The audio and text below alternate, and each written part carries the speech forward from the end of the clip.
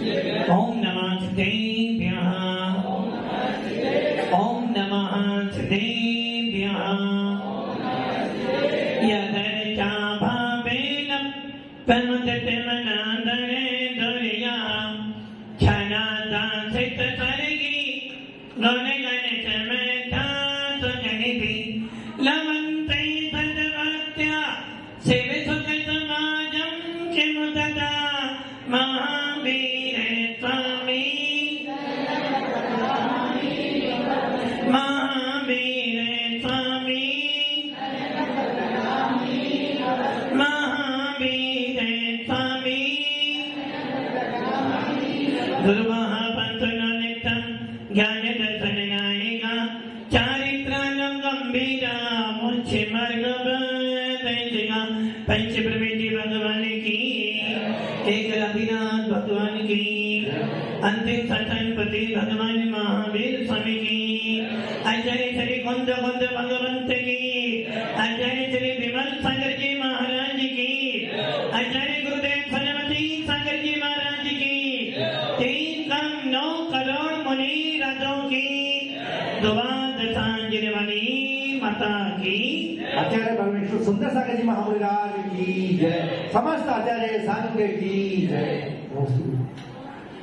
भव्य आत्मा अंतिम तीर्थ भगवान महावीर जो हमारे अंतिम तीर्थंकर हैं जिनका पावन शासन काल चल रहा है, ऐसे भगवान महावीर जिन्होंने कली काल के लिए भी आपको धर्मोपदेश दिया, इस पंचम काल में भी हमें भगवान महावीर की देशना सुनने को मिल रही है। वो जीव सौभाग्यशाली होते हैं, वो जीव पुण्यशाली होते हैं जिनको पंचम काल में जिन शासन मिलता है, वो जीव बहुत बहुत सौभाग्यशाली होते हैं जो किसी दिगंबर साधु की देशना सुनते हैं, और वो जीव पुण्यशाली होते हैं जो देशना सुनते सुनते दिगंबर भेष को धारण कर लेते हैं। भव्य आत्माओं, हमारे जैन शासन में 7 तत्वों का वर्णन आता है। जीव से शुरू होता है और मोक्ष पर अंत हो जाता है। जीव संसार में आता है और मोक्ष की यात्रा पूरी करता है। जो जो जीव बने हैं यदि वास्तव में यदि वो मोक्ष में जाना चाहते हैं तो उनको क्या करना पड़ेगा? अपनी आत्मा का बोध करना पड़ेगा, और जब तक आत्मा का बोध नहीं होगा तब तक उसको मोक्ष की प्राप्ति होने वाली नहीं है। 6 डाला, जब 6 डाला पढ़ते हो तो उसमें पहला छंद आता है 3 भुवन में सार वीतराग विज्ञानता शिव स्वरूप से बेकार नमो त्रियोग 3 भुवन में सार। गदिया जी 3 लोकों में सार वस्तु कौन सी है? 3 लोकों में सारभूत वस्तु कौन सी है? 3 लोकों में सारभूत वस्तु आपके लिए कौन सी है? तीनों लोकों में सारभूत वस्तु कौन सी है आपके लिए? पवन जी, तीनों लोकों में सारभूत वस्तु कौन की आपके लिए? चैन सुख की आपके लिए मोक्ष पर वस्तु है। तीनों लोकों में सारभूत यदि कोई वस्तु मेरे लिए है तो वो है मेरी आत्मा। तीनों लोकों में सारभूत यदि कोई वस्तु है मेरे लिए तो मेरी भगवान आत्मा, क्योंकि मेरी भगवान आत्मा के अलावा सारी वस्तुएं पर हैं, मोक्ष भी पर है, पुद्गल है, किंतु मेरी भगवान आत्मा के अलावा मेरा कोई भी जाना नहीं। अरे 3 लोक में सारभूत वस्तु मोक्ष, अरे नहीं, 3 लोकों में सारभूत वस्तु यदि कोई है तो मेरी आत्मा। किंतु आप ये बताओ मेरे को, आप सब लोग पंचम काल में बैठा हुए हो, जिन शासन मिला है, आपके लिए तीनों लोकों में, इस पंचम काल में आपके लिए सारभूत वस्तु कौन सी है? आपके लिए सारभूत वस्तु कौन सी है? आपके लिए सारभूत वस्तु कौन सी है? राकेश जी, आपके लिए कौन सी सारभूत वस्तु है? महाराज जी, बड़े दिनों से पत्नी बीमार है, वो ठीक हो जाए, टेंशन है ना? गदिया जी, आपके लिए कौन सी वस्तु सारभूत है?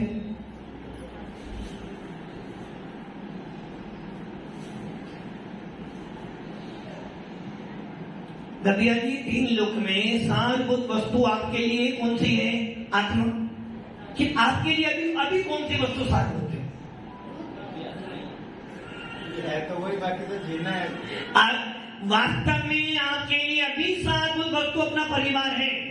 यदि एक तरफ मुनिराज का आगमन हो रहा हो, दूसरी तरफ आपके परिवार में शादी हो, तो गौरव भैया कहाँ जाओगे? एक तरफ मुनिराज का आगमन हो रहा है, दूसरी तरफ घर में विवाह है, बताओ कहाँ जाओगे? शादी घर की है महाराज, सबके हैं। शादी बार बार नहीं होती, पर महाराज तो बार बार। आपके घर में बच्ची का जन्मदिन है और इधर मुनिराज का जन्मदिन है, वो लोग कहाँ जाओगे? पहले बर्थडे पार्टी में कि बच्चा मेरा है, मुनिराज सबके हैं। यदि मैं नहीं भी जाऊंगी तो बर्थडे तो महाराज का जन्मदिन तो बनेगा, और यदि मेरे बेटे का जन्मदिन यदि मैं नहीं गई तो घर में कलेश हो जाएगी। और बोल क्या रहे हो? तीन लोक में सारभूत वस्तु मेरे लिए कौन सी है? पूरे गांव में, नगर में आग लगी है, पूरे नगर में आग लगी है, और आपका घर भी आग की चपेट में आने वाला है। बताओ सबसे पहले किसे बचाओगे आप? अपने घर को। उस समय आपको मुनियों की याद, उस समय आपको मंदिर भगवान याद नहीं आएगा, किसकी याद आएगी आपको? और क्या कह रहे हो? तीन लोगों में सारभूत वस्तु कौन सी है? मेरी आत्मा। घर में बेटा बीमार है, डॉक्टर ने कह दिया भैया सीधा इसको अहमदाबाद ले जाओ। आपको पता है आप स्वयं बीमार हो, डॉक्टर ने बेटे को कह दिया कि तुम्हारा बेटा मेरे बस की नहीं है, इसको रेफर कर रहा हूं मैं अहमदाबाद, अच्छे डॉक्टर के पास ले जाओ तो ठीक हो सकता है। और डॉक्टर ये भी कह रहा भैया खुद ही बीमार है, ज्यादा भाग को टेंशन नहीं करना, ज्यादा टेंशन करेगा तो अटैक आ जाएगा। अब बताओ आप क्या करोगे? पवन जी क्या करोगे? किसको? अपने आप को। मतलब कि कुटिया जल रही है किंतु अपनी आत्मा की याद नहीं आ रही है। कह रही हो फिर भी तीन लोक में सारभूत मेरे लिए आत्मा है। कितना झूठ हो गया। मतलब कि देव सात गुरु के पास बैठकर भी झूठ बोल रहे हो, तो देवता गुरु के अलावा कितना झूठ बोलते होंगे। एक तरफ मुनिराज का उपदेश हो रहा है और मुनिराज कह रहे भैया कोई परमाणु मात्र भी मेरा, परमाणु मात्र भी मेरा, दादाजी परमाणु मात्र भी मेरा। और घर से टेलीफोन आ जाए, समाचार आ जाए, पत्नी गिर गई ऊपर से, तो जाओगे? और प्रवचन चल रहा हो, प्रवचन चल रहा हो, घर से फोन आ जाए बेटे को बहुत तेज बुखार हो गया है, और महाराज कह रहे भैया बेटा किसका? बेटा तो तुम्हें आग ले जाकर आएगा, बेटा तेरा नहीं है। क्या करोगे? जाओगे? महाराज का प्रवचन कल भी सुन लूंगा, किंतु बेटे को बुखार हो गया, ले जाना तो। और देखो एक तरफ मुनिराज की समाधि हुई है और एक तरफ बीआईटी का देवलोक गमन हुआ, पहले कहां जाओगे? फिर भी कह रहे हो तीन भवन में था वीतराग विज्ञान था। अरे भैया तीनों लोकों में सारभूत हुई वस्तु है तो मेरी आत्मा को छोड़कर कोई वस्तु मेरे लिए सारभूत नहीं है। जिसने ये बात समझ ली है, जिसने ये बात पे श्रद्धान कर लिया है, वो ही भेद विज्ञानी। अब ये देखो, एक मुनिराज बन गए हैं, एक मुनिराज बन गए हैं। एक तरफ समाचार आया कि मुनिराज के पापा, गदिया जी किसके पापा? मुनिराज जो बन गए, उनके जो पापा थे बहुत बीमार हैं। और दूसरा समाचार आया है इस संघ में, एक मुनिराज बहुत बीमार है, समाधि पर है, जरूरत है आपकी। समाचार आया है मुनिराज के जो पापा थे बहुत बीमार हैं। डॉक्टर ने जवाब दे दिया है, घर में कोई सेवा करने वाला नहीं है, आप आ जाओ। उधर से आचार्य महाराज कह रहे भैया एक मुनिराज समाधि पर है, आपकी जरूरत है। मुनिराज कहाँ जाएंगे और आप कहाँ जाओगे? तो आप सोच लो, यही है भेद विज्ञान। आपका मोह बढ़ा हुआ है, आपका राग बढ़ा हुआ है, और फिर भी कह रहे हो तीन लोक में सार भीत राग विज्ञानता, मतलब कि भावों में घर बसा है, वचनों में नमोकार बोल रहे हो। ऐसी मायाचारी करने वाली की सलेखना नहीं होती है। भगवान का अभिषेक कर रहे हो, भगवान का अभिषेक कर रहे हो। अरे मैंने बोली है, बोली मैं ही करूंगा अभिषेक। एक गरीब व्यक्ति खड़ा वो कह रहा भैया मैं भी करूं, नहीं पहले बोली वाला ही करेगा, तेरी बोली नहीं है, बोली तू कल करना।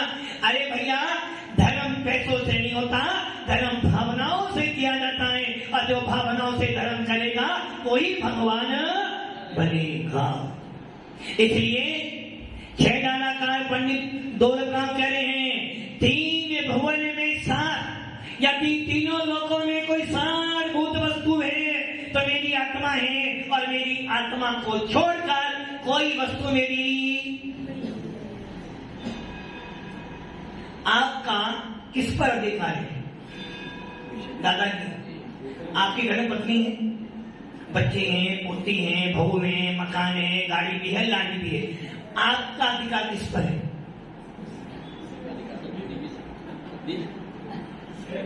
आपका किस पर अधिकार है? परिवार पर अधिकार है। तो उनसे ये बोलना जब मैं मरूं तो मेरे साथ सच चलना, अधिकार है ना। और ये बोला जब मैं मर जाऊं तो मुझे जला के नहीं आना, घर में रखना। संसार में था, फिर भी कह लो मेरा अधिकार है। आपका कोई अधिकार नहीं परिवार पर, आपका मां अपनी आत्मा पर अधिकार है, और किसी पर अधिकार नहीं। किस पर अधिकार है? अपने पर अधिकार है। महाराज बन जाओ, आपका अपने ऊपर अधिकार है, महाराज बन जाओ। क्या करे? स्वास्थ्य खराब है ना। अरे स्वास्थ्य खराब होता है तभी तो सलेखना ली जाती है। उपसर्गे दुर्विक्षे जर्सी रुजाया कर इस प्रतिकारे धर्माए तनु में मौसम माहौल सलेखना। जिनका स्वास्थ्य खराब होता है उनका एडमिशन सलेखना के लिए मुनि संघों में होता है। आ जाओ महाराज, आपको जाऊंगा पहले घर वालों से पूछ लो। अब आप ये सोच लो, आपका अधिकार घर वालों पर भी नहीं है। कमा कमा के मेहनत कर करके खून पसीना एक करके तूने मकान बनाया, और मकान किसके नाम कर दिया? पत्नी के नाम कर दिया। प्राणों से भी प्यारी, जो तुम्हारे प्राण खाती रहे उसे तुम अपना मकान दे रहे हो। और जिस बच्चे को बच्चा कह रहा पापा कितना ही बड़ा कर लेना, जब मरोगे जलाकर आऊंगा, और 13 दिन के बाद आपको। मतलब कि आपका अधिकार किस पर है? आपका संसार में एक वस्तु पर भी अधिकार नहीं है। यदि अधिकार है तो अपनी आत्मा पर है, और जिस पर अधिकार है उसे तू मानता नहीं है, और जिस पर अधिकार नहीं है उनको मान कर अपने जीवन को बर्बाद कर रहा है। इसलिए तीन भुवन में सार, वीतराग विज्ञानता, शिव स्वरूप से विकार, नमो त्रियोग। तीनों लोगों में सार भूत वस्तु अधिक कोई है तो वो है वीतराग विज्ञान। वीतराग अर्थात राग देश से रहित ज्ञान, और वी मैंने विशेष ज्ञान। तीनों लोगों में सार भूत अधिक कोई वस्तु है तो वो है केवल ज्ञान। और जिसको केवल ज्ञान हो जाता है वो अपनी आत्मा पर अनुशासन करता है, और जो आत्मा पर अनुशासन करेगा वही पूरे विश्व पर शासन कर सकता है। भगवान महावीर ने जन्म लिया, मुनि बने, वो जानते थे पर अधिकार करूंगा 3 काल में भगवान नहीं बनूंगा। और आप क्या कहते हो? पर अधिकार करूंगा तो जन्मों जन्म तक परिवार के बीच में रहूंगा, मेरे बिना पूछे कोई काम।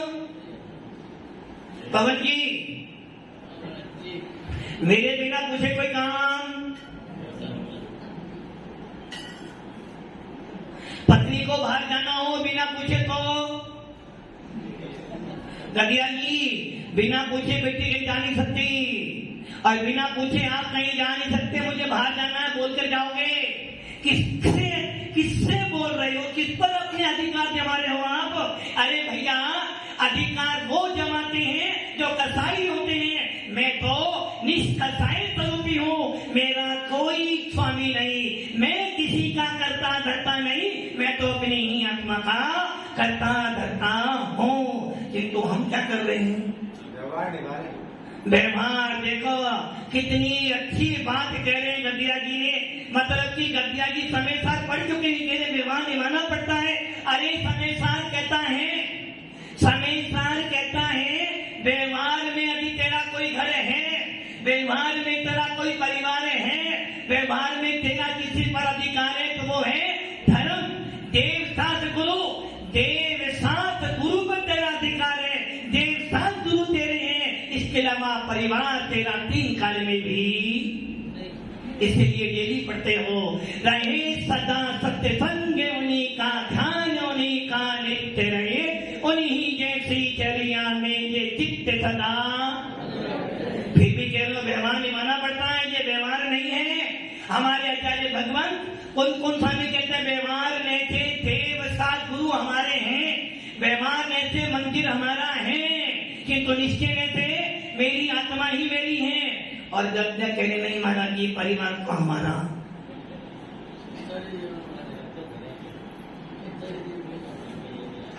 अब आप ये सोच लो, जिनवानी के शब्द कान में जा रहे हैं, उसके बाद भी कह रहे हो नहीं महाराज परिवार तो मेरा है, आप तो चले जाओगे, रहना तो। मतलब कि भगवान महावीर के वंशज होने के बाद भी, आदिनाथ के पुत्र होने के बाद भी परिवार के प्रति अपना मोह दिखा लो कि मेरा परिवार है। अरे भैया, मेरा कुछ भी नहीं है, परमाणु मात्र भी नहीं है। व्यवहार में से यदि परिवार मेरा होता तो मेरा भला सोचता, यदि परिवार व्यवहार में से मेरा होता तो मेरा प्रमोशन चाहता। किंतु परिवार के लोग तो स्वार्थी हैं। जब तक स्वार्थ की पूर्ति होती रहेगी गौरव जी, तुम्हें पूछते रह जाएंगे, और जिस दिन स्वार्थ पूरा नहीं होगा पापा बहुत खराब है, ऐसे पति मिले भगवान मेरे तो भागी। फिर भी कह रहे हो परिवार तो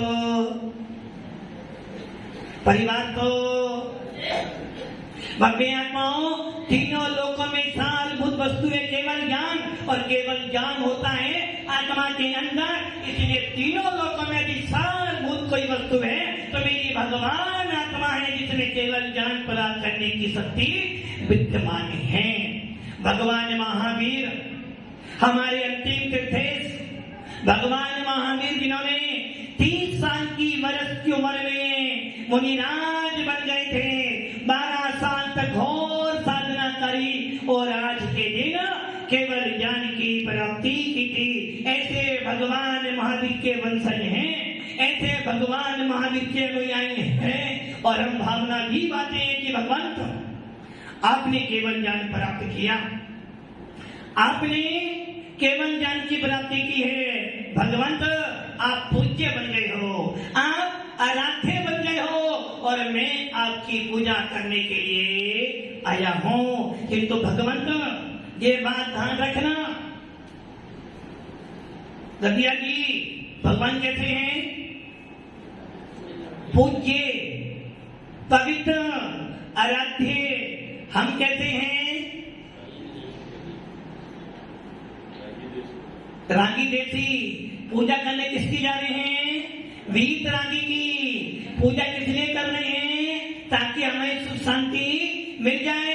अरे भगवान की पूजा करते करते भी यदि तू पूज्य नहीं बन पाया, पूज्यों की आराधना करते करते भी यदि तू आराध्य नहीं बन पाया, तो तेरी पूजा करना व्यर्थ है।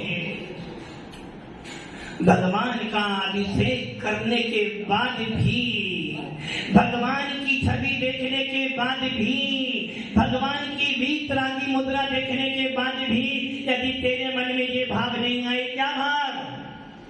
मोक्ष के प्रेमी हमने कर्मों से लड़ते देखे, मखमल पर सोने वाले भूमि पर चलते देखे।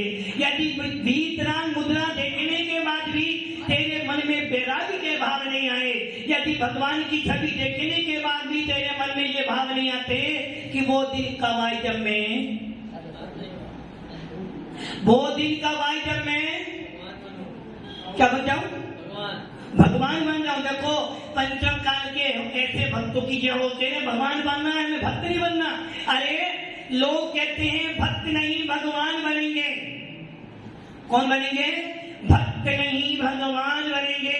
किंतु भव्य आत्माओं, ज्ञानी मत बन। जितने भी भगवान बने हैं पहले भक्त बने फिर भगवान बनेंगे। इसलिए जो लोग कहते हैं भक्त नहीं भगवान बनेंगे, समझे ना, जिन शासन में उनकी गिनती नहीं है। और जो ये कहते हो पहले भक्त बनूंगा फिर भगवान बनूंगा। भगवान की पूजा, भगवान की अर्चना मात्र पूजा करने के लिए नहीं है। भगवान पुजारी बनकर आया हूँ, हे भगवंत पुजारी बनकर आया हूँ, पूज्य बनूंगा। हे भगवंत आराध्य, भगवान की आराधना करने आया हूँ और आराधना से आराध्य बनने के लिए आपके पास में आया हूँ। और मैंने सुना भी है राजा भी अपने नौकर को संपन्न कर देता है, और जब मुझे 3 लोग के अधिपति मिल गए हो तो मैं निश्चित भगवान को बनूंगा। इसलिए भव्य आत्माओं, आज के दिन भगवान महावीर ने केवल ज्ञान की प्राप्ति की थी। आज के दिन भगवान महावीर को केवल ज्ञान की प्राप्ति हुई और देवों ने आकर विशाल समोसरण लगाया। आचार्य उमा स्वामी भगवंत, आचार्य उमा स्वामी भगवंत तत्वाद सूत्र के 10वें अध्याय के पहले सूत्र में कह रहे हैं, पंडित दौलत राम जी कह रहे थे 3 भुवन में सार वीतराग विज्ञान, तीनों लोगों में सारभूत वस्तु है विज्ञान। कौन सा विज्ञान? वी मैंने विशेष, ज्ञान मैंने ज्ञान, विशेष ज्ञान। और विशेष ज्ञान कैसा होता है? वीतराग। जिस ज्ञान में राग देश होता है वो कभी ज्ञान अच्छा नहीं होता। जो रागी द्वेषी मोही होते हैं हम उन्हें भगवान नहीं मानते, भले वो कोई भी हो। तीर्थंकर भगवान आदिनाथ, राजा जी राज आदिनाथ 83 लाख पूर्व तक घर में रहे। मतिजान, सुर्तजान, अवधिजान था, जिनके कुल में बाहुबली जैसे महान कामदेव पैदा हुए, भरत जैसे चक्रवर्ती पैदा हुए, और जिनके कुल में पता मोक्ष जाम्य अनंत वीर भगवान हुए। फिर भी जैन समाज ने 83 लाख पूर्व तक राजा जी राजा आदिनाथ को नमस्तु नहीं किया, क्योंकि वो जानते थे कि हमारा शासन सरागियों का नहीं वीतरागियों का है। हमारा शासन मिथ्यादीक्षों का नहीं केवलियों का शासन है, और हमारा शासन गृहस्थों का नहीं निर्गत साधुओं का है। ऐसे आदिनाथ 83 लाख पूर्व तक घर रहे, कभी हमने नमस्तु शासन नहीं बोला। और जिस दिन मुनिराज बन गए समस्त विश्व ने उनको नमस्तु कर भगवान मानकर पूजा। तो भव्य आत्माओं, आज भी आज के दिन भगवान महावीर ने केवल ज्ञान की प्राप्ति की और देवों ने विशाल समोसरण लगा दिया। अब आपको केवल ज्ञान की प्राप्ति करनी होगी, करनी है भैया, पक्का करनी है। एक बार अपने दिल से पूछ लो, केवल ज्ञान की प्राप्ति करनी है नहीं करनी? पूछो, 1 मिनट तुम्हें 1 सेकंड तुम्हें दे रहा हूं। दादाजी केवल ज्ञान प्राप्त करना है? करना है? इच्छा है? दादाजी इच्छा है? फिर ये मत बोलना मैं मैडम से पूछ कर आऊं, बच्चों से पूछ कर आऊं। दादाजी केवल ज्ञान प्राप्त करना है? में क्या हो रहा है, शिक्षा नैतिक वही ज्ञान ले रहे हैं आपको केवल ज्ञान प्राप्त करना है। देखो कितना ठगूस श्रावक है, उसे पता है यदि मैं केवल ज्ञान के लिए हाँ कर दूंगा तो मुझे घर छोड़ना पड़ेगा, और घर छोड़ने के लिए मेरे भाव है नहीं, इसलिए घर बैठे बैठे केवल ज्ञान प्राप्त कर लो। अरे भैया, घर बैठे बैठे केवल ज्ञान की प्राप्ति कर लोगे तो भैया तुम्हें लोग कहेंगे भैया क्या वही है। अरे यदि घर बैठे बैठे केवल ज्ञान की प्राप्ति हो जाती, यदि घर बैठे बैठे ही 7वां गुण स्थान हो जाता तो आज पंचकाल में कोई साधु नहीं बनता। जो लोग कहते हैं कि घर बैठे बैठे आत्मा शुद्ध है, समझे ना, एकांत वाले हैं, और ऐसे एकांतों के लिए जिन शासन में कोई मार्ग नहीं है, हमारा शासन अनेकांतवाद है, सियादवाद वाला है। इसलिए एकांत को मानने वाले कभी संसार से पार, किंतु ये निश्चित है एकांत को मानने वाला भी सम्यक दृष्टि होगा तो वो क्या कहेगा, जब भी मोक्ष मिलेगा निर्गंत मुद्रा से ही मिलेगा, जब भी केवल ज्ञान की प्राप्ति होगी तो मुनि मुद्रा से ही होगी। ऐसे एकांत सम्यक दृष्टि को हमारा जीव शासन नमोस्तु करता है। भव्य आत्माओं, हाँ भैया पूछ लिया, किससे पूछा? अपने आप से पूछा? केवल ज्ञान प्राप्त करना इच्छा है, फाइनल है, बदल मत जाना, यू आर वेलकम। आ रहे हो? आएंगे तो मतलब अभी केवल ज्ञान सबको पे प्राप्त नहीं होता, यहाँ तो डू एंड डाई, करो या मरो। सबका समय निश्चित है किंतु अपना समय निश्चित नहीं है। अरे केवली ने देखा है कि गद्दिया जी आज मुनि बनने वाले हैं। केवली मुझसे बोल गए हैं, केवली मेरे से बोल गए हैं कि राकेश जी तैयार है, गद्दिया की दीक्षा लेने वाले हैं। ले रहे हो, मतलब कितनी पुरुषार्थ की हिंसा कर रहे हो कि यहाँ केवली को पता कब लेने। अरे जो देखी वीतराग ने सो तो होती, वीरा ने जो केवली ने देखा वो होना निश्चित है, किंतु केवली ने क्या देखा है मुझे नहीं। इसलिए जो केवली देखेंगे वो होगा, जो केवली देखेंगे वो होगा क्या? जो मैं करूंगा वो केवली देखेंगे। यदि हम ये कहते हैं कि जो केवली देखा वही होगा तो हमारे केवली कर्ता बन जाएंगे, और जो मैं करूंगा वो केवली देखेंगे तो समझे ना हमारा भगवान सच्चा वीतरागी है। इसलिए भव्य आत्माओं, केवली ने क्या देखा है हमें नहीं पता है। मैं कब मोक्ष में जाऊंगा केवली जानते हैं, किंतु मुझे नहीं पता कि मैं कब जाऊंगा। इसलिए मेरा पुरुषार्थ तो एक ही है कि जब मुझे लगे कि अब मैं स्वस्थ हूं तो मुझे मुनिराज बन जाना। गद्दिया जी आज बन जाओ, केवली मान के गए मेरे से। कल ही समाचार आया मेरे पास केवली का कि गद्दे को ले जाओ महाराज बना दो। बोलो, ऐसा लोग तो वो कहते हैं कि जो भगवान ने देखा वही होना है, वो अपने पुरुषार्थ की हिंसा कर रहे हैं। और ऐसे व्यक्तियों के लिए जिन शासन में देखना नहीं है। इसलिए आचार्य भगवान उमा स्वामी जी तपा सूत्र के 10वें अध्याय के पहले सूत्र में कहें, मोह क्षया ज्ञान दक्षिणा मंडंतराय क्षय का केवलम। अर्थात यदि केवल ज्ञान की प्राप्ति करनी है तो तुझे अपने कर्मों का विनाश करना पड़ेगा। भगवान आदिनाथ का नाम आता है अर्धनारीश्वर। अर्धनारीश्वर किसे कहते हैं बताए ना?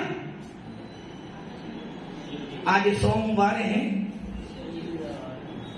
अर्धनारीश्वर,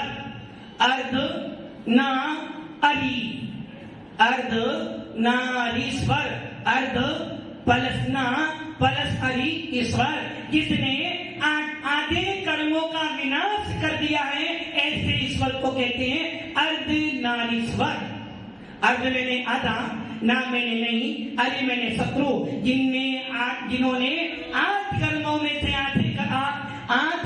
में से चार कर्मों का विनाश कर दिया है, आधे कर्मों का विनाश कर दिया है, उसे कहते हैं अर्धनारीश्वर। अरे ऐसे अर्धनारीश्वर हमारे भगवान महावीर स्वामी थे, जिन्होंने अपने आज के दिन चार घातिया कर्मों का विनाश किया, जिन्होंने आज के दिन केवल ज्ञान की प्राप्ति की थी। ऐसे अर्धनारीश्वर भगवान महावीर स्वामी को पूरा जैन समाज नमस्तो करता है। भव्य आत्माओं, इस तीन लोकों में मेरी आत्मा से ज्यादा सुंदर कोई नहीं, मुझसे सुंदर मेरे से ना, मेरे से सुंदर कोई नहीं है ना। हाँ दादाजी क्या करे, जोर से बोलो। मेरी आत्मा से, मेरी ना, आपकी भी और मेरी। कैसे भैया तुम्हारी? तुम आत्मा का हो, आप आत्मा हो, कैसे पता आप आत्मा हो? आप आत्मा हो कैसे मालूम पड़ा आपको? आत्मा हो ना, कैसे पता आप आत्मा हो? अच्छा आप पति हो, किसी के पति हो ना, किसी के पापा हो, पता है किसी के बेटे भी हो। अब बताओ आत्मा हो कैसे पता चला? यदि किसी की पत्नी नहीं हो, वो क्या मैं पति हूँ, पति तो पति हो जाएगा क्या? वो किसी के बच्चा नहीं, मैं पापा हूँ, पापा नहीं बनेगा ना।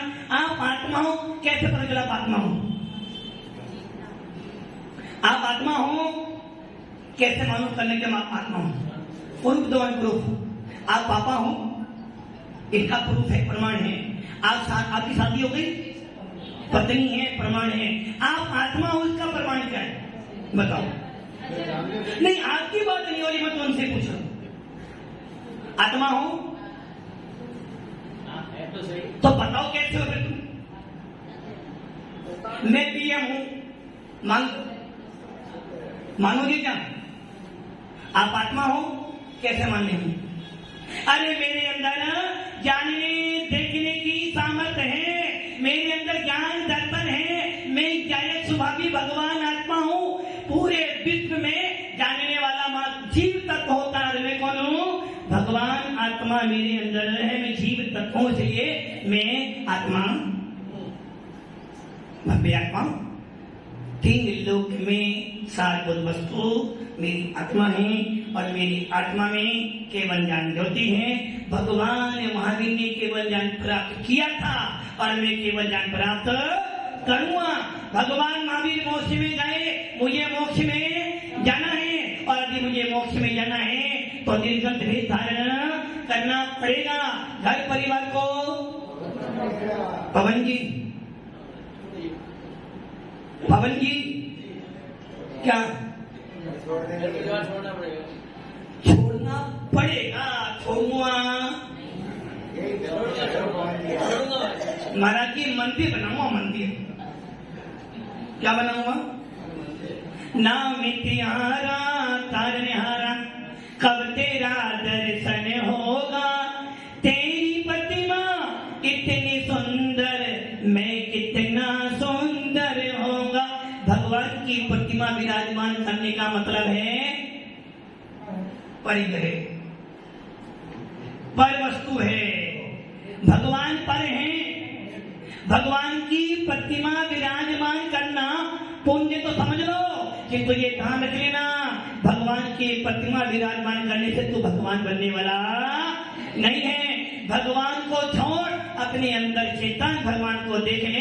यदि एक बार तूने अपने अंदर अपने भगवान को देख लिया तो बाहर का भगवान तेरे लिए बेकार हो जाएगा, और तू स्वयं वेदी पे विराजमान हो जाएगा। इसलिए भगवान को विराजमान करने की बुद्धि छोड़ दे, स्वयं भगवान बनने का पुरुषार्थ शुरू कर दे। ओम नमः नमस्ते